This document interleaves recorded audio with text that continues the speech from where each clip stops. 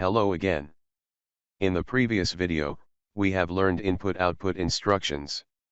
Now, we're going to use them to extend the traffic light project, which has been done before, to 2 intersections. Before we get started with today's video, I just wanted to inform you about all the great content I have been releasing on the PLC Goods YouTube channel, which includes industrial automation PLC programming, HMI and microcontroller-based developments. My name is Syed Reza, and if you enjoy this video, I would appreciate it if you could click the subscribe button as well as the notification bell, to receive the latest and the greatest content I will be posting through the channel. Alright, let's start with the traffic light project, which has been done in videos number 16 and 17, of our Allen Bradley PLC's tutorial. If you remember, I used RSLogix software to connect my computer to this virtual PLC station, which includes a virtual controller and an input-output module. Also, I configured the virtual hardware inside RSLogix 5000, and this is the traffic light program.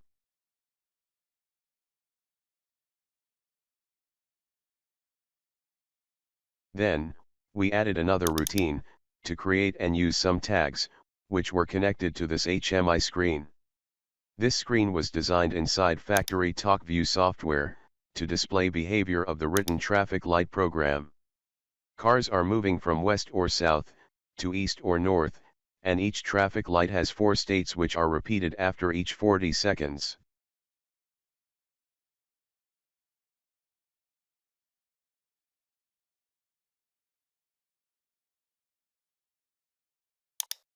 In this video, I will use input-output instructions which have been explained in the previous video, to extend the traffic light project to 2 intersections.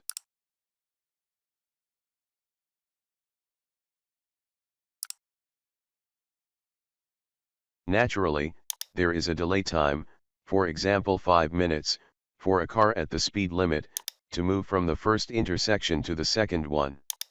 Therefore, the traffic lights of the second intersection must work the same as the first one, but with a delay of 5 minutes. In this case, if a car is moving at the speed limit, it will not be behind the red light of the second intersection. Note that, to see the performance of the extended project faster, I will consider the needed delay is 10 seconds, instead of 5 minutes. Well, the second controller should be synchronized with the first controller. So, let's open the first controller program, to prepare data which must be sent to the second controller. First, I create a new program folder, which will be executed after the main program folder.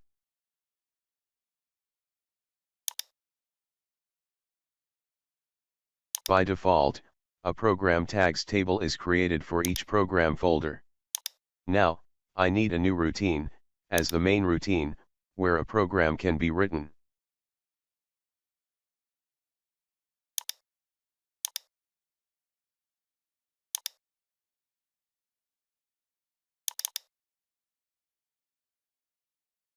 Alright, I want to send some data to the second controller.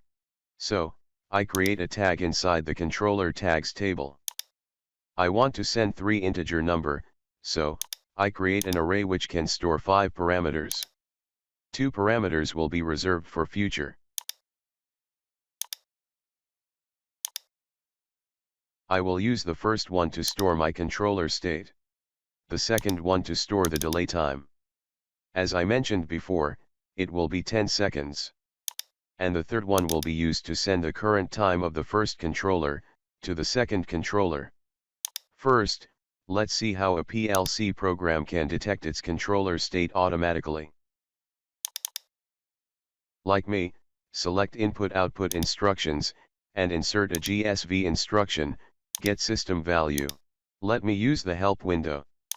As I mentioned in the previous video, this instruction gets controller system data, that is stored in objects. For example, in the previous video, I used the TAS object. Inside this object, I could find and use the last program scan time. It gave us a time, in microseconds. In this video, I want to select the controller device object. This object identifies the physical hardware of my controller. Here, the status attribute is an integer number, which represent each controller state using a special code. So, let me store this attribute on the data tag, which has been defined before.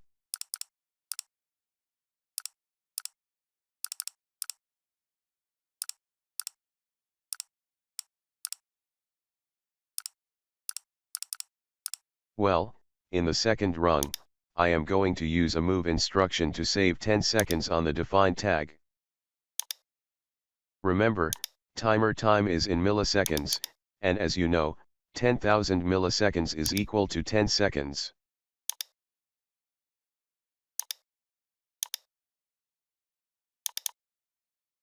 Alright, now I want to move the first traffic light timer time to the defined tag, as the third number which must be transferred to the second controller.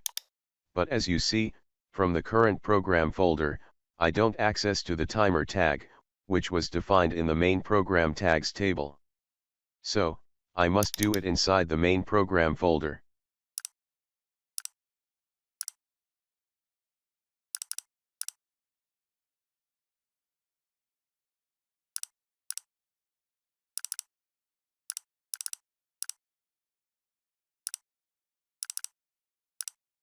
Until now, I have stored 3 numbers on the data tag, inside the first controller tags table.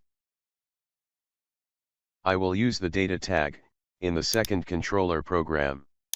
Now, let me download the modified PLC program, to the first controller.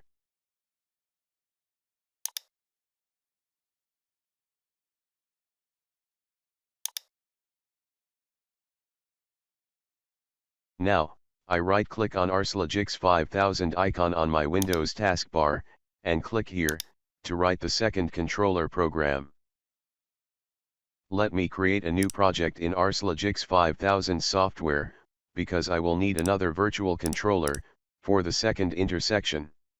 So, I need to add a virtual controller, and input-output module to my virtual chassis. Like me, you can do necessary settings, and also configure virtual hardware in RSLogix 5000 software. I explained them before, in previous videos. Note that, in this video, I will use 2 controllers inside one virtual chassis. These controllers can exchange data together, using their common chassis. Naturally, for real conditions, we will need 2 chassis with 2 controllers for the first and second intersection, which can exchange data using an industrial network like Ethernet. So, the goal of this video is to show how message and GSV instructions can be used or learned, without any real controllers or wiring for 2 traffic light systems. Now, I am configuring my virtual hardware in RSLogix 5000 software.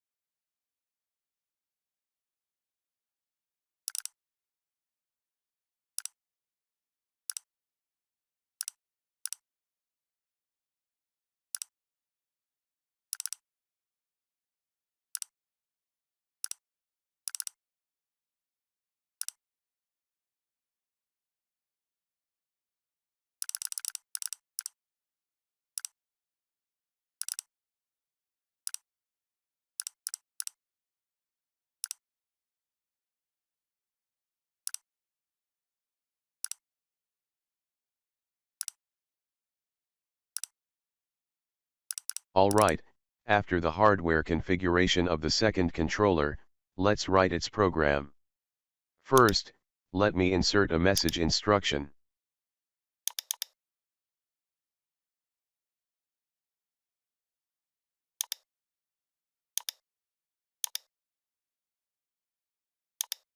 I want to read data from the first controller. So, I select CIP data table read. As I mentioned before, from the first controller program, I need this tag, data, which has 3 numbers that will be used in the second controller program. These 3 numbers represent the controller status, the delay time, and the current time of the first controller timer. The data tag is an array with 5 elements. So, I determine the data must be transferred from its first element. After that, here I select number 4, so, the first 4 element of the data tag will be copied on a tag inside the second controller. Here, let me use a similar tag, data, for the second controller program.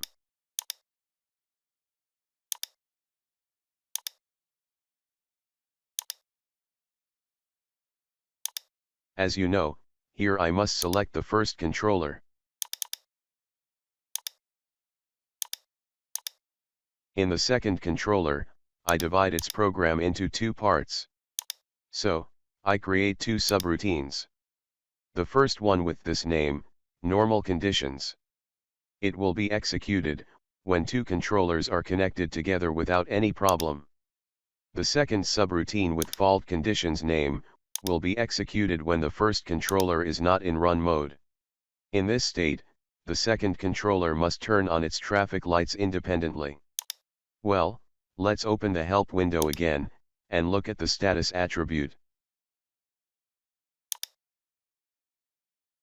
As you see, bits number 13 and 12 of the status attribute represent the state of the controller, the run, program, or remote modes. So, the normal condition subroutine must be run when these 2 bits, bits number 13 and 12, are 0 and 1 respectively. As you know, we have the status attribute value in the defined data tag. So, in the second rung of the main routine, I use the explained bits, and also a jump to subroutine instruction, to run the normal condition subroutine, when the first controller is in run mode.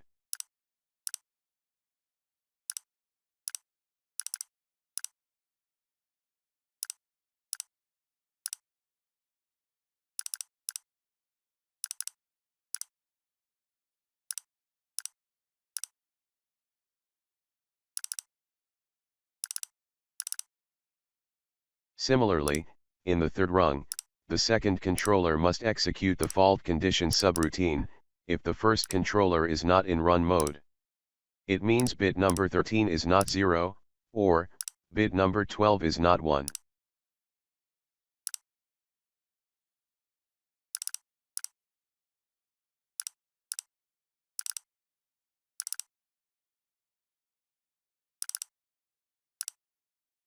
Alright, the next step is writing an appropriate program inside each subroutine. Let me just show you the program which I have written there. Well, this my program for normal conditions. First, some math and compare instructions are used to create the second controller time, using the received timer time and the delay value from the first intersection. Then, some limit instructions are used to turn on traffic lights of the second intersection, like the program logic, which was explained during lesson number 16. Also, this is my program inside the fault condition subroutine. In the first rung, I used a clear instruction to turn off all traffic lights of the second intersection. Then, I used an on-delay timer to have 2 flasher lights. I explained its logic when I explained timer instructions, lesson number 19.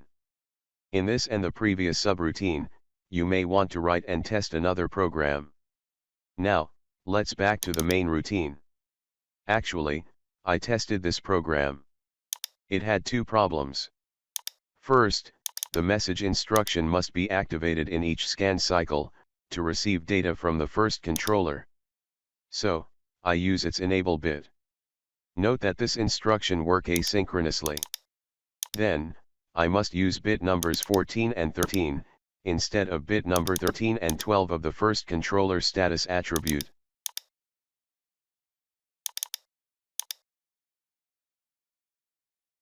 Now, let's download the program to the second virtual controller.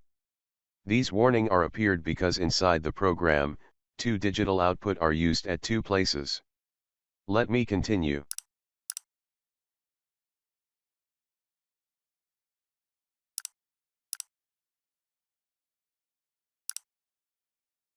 Now, two controllers are programmed.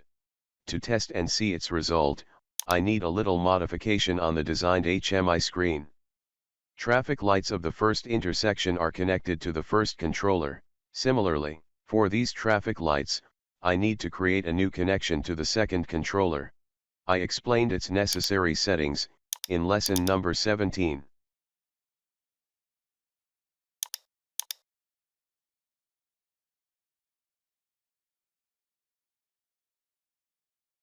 Pay attention, here, I cannot see the second controller. So, I must add it manually. First, I select the controller type, then select its revision. Here, I define the controller name, and also, its slot number.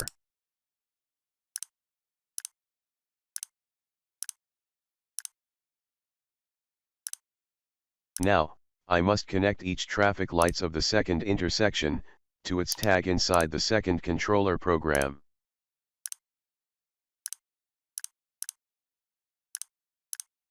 Well, inside the second controller program, the red light is connected to bit number 2 of the output address.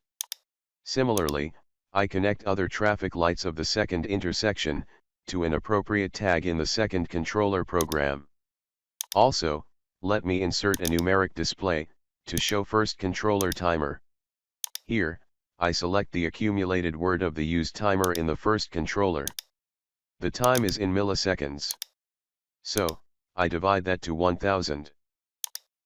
Alright, let's test the project. Well, traffic lights of the first intersection are connected to this input-output module, and these lights are connected to this one. Let's change two controller modes to run mode. As you see, when I click on the start button, the first and second traffic lights start their work. Note that, the second controller was started too, but it is not synchronized with the first one. There is a delay time, 10 seconds, in its work. For example, at this time, 20 seconds, the green light was changed to yellow. This changing will be occurred in the second intersection, at the time 30 seconds.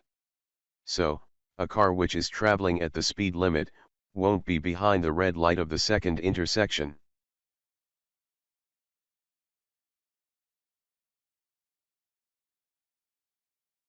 Now, let's change the first controller mode to program mode. As you can see, the second traffic lights don't work based on the first traffic light. At the second intersection, a yellow and a red traffic lights are in flashing mode. Alright, I hope you have learned input-output instructions. In the next video, I'll explain alarm instructions. Thanks for watching my content. If you have any question on this topic, make sure you leave them in the comment section below, and if you can spend a few seconds of your time liking as well as sharing this video, if you enjoyed it, that will mean a lot to me. If you have any suggestions for the channel, such as what kind of hardware or software I should be covering, then make sure to leave that in the comment section. See you next time. Bye bye.